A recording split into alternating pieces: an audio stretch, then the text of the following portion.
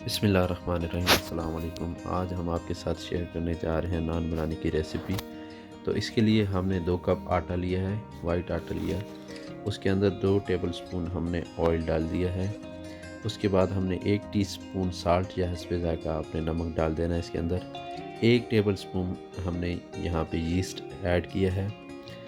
ये चीज़ें ऐड करने के बाद हमने इसको अच्छे तरीके से मिक्स कर लिया है। फिर हमने इसके अंदर एग वाइट डाल दिया है और ये एक अंडे की जो वाइट पोर्शन होता है वो ऐड किया हमने, और इसके बाद अच्छे तरीके से इसको मिक्स करना है आपने इस तरीके से। फिर हमने इसके अंदर थोड़ा वार्म वाटर या थोड़ा सा गर्म जो पानी है वो ऐड किया है। बहुत ज़्यादा पानी नहीं ऐड करना, थोड़ा थोड़ा करके इसके अंदर ऐड करेंगे और इसको अच्छे तरीके से हम गूंदते जाएंगे ताकि ये आटा इकट्ठा होता जाए। इसको अच्छे तरीके से आपने गूंद लेना है और कोशिश करें कि इसके अंदर गुठलियाँ वगैरह ना बने। और इसको अब थोड़ा बहुत मिक्स करके दोबारा से इस तरीके से ऊपर से आप इसको गूंद दीजिए। ये देखें बेहतरीन तरीके से ये गूंद चुके हैं हम।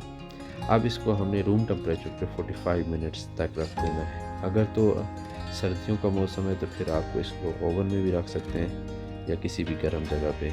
ये देखें 45 मिनट के बाद आटा फूल चुका है और अब हम इसके जो है पेड़े बना लेंगे। पेड़े बना लेने के बाद हमने बॉटम पे जो है हमारा बेलन, उसके बॉटम पे थोड़ा सा ऑयल ऐड किया है और अब इसको हम रोल कर लेंगे। आप हाथ से भी कर सकते हैं या इसको आप ऐसे रोल कर लें। तो ये देखें हमने इसको रोल कर लिया। अब इसको हमने साइडों से स्पून के साथ इसकी जो साइडें हैं, किनारे, वो बना देने हैं। अगर आपको अच्छा लगते हैं तो इस तरीके से आपने स्पून से ये बना लेना है या फोर्क से। और इसके बाद हमने इसको पैन में रख दिया है और ऊपर से हमने अंडे की जर्दी लगाई है ताकि कलर इससे बेहतरीन आएगा।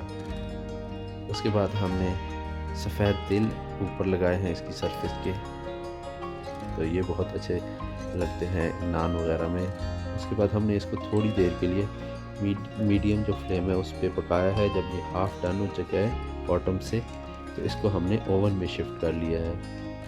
ओवन में हम इसको 230 डिग्री पे, प्री हीटेड ओवन है, 230 डिग्री पे हमने इसको पकाया है।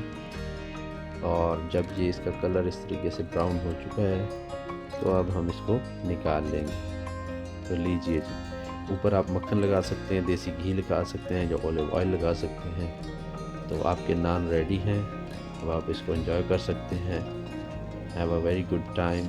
और अगर आपको हमारी वीडियोस पसंद आई हैं तो लाइक कीजिए और सब्सक्राइब कीजिए। अपने फैमिली एंड फ्रेंड के साथ भी शेयर कीजिए। Thank you so much for watching us.